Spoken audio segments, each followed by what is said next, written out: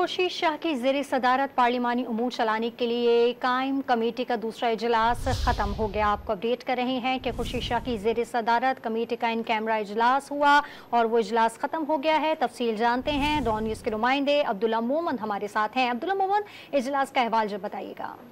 जी बिल्कुल, कौमी असम्बली की खुसूसी कमेटी का आज जो इजलास था वो इन कैमरा था, क्योंकि गुज़िश्ता रोज़ कुछ नोक-झोंक हुई, जिसके बाद ये फैसला किया गया जो खुसूसी कमेटी है उनका इजलास इन कैमरा किया जाएगा।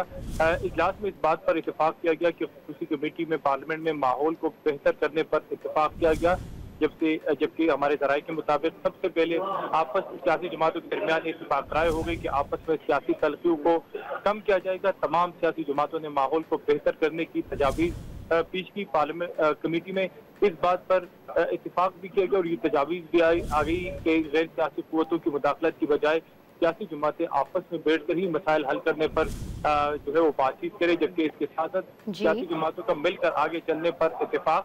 कमेटी का खुसूसी इजलास जो है अब कल दोबारा बुलाया जाएगा। जी, बहुत शुक्रिया आपका।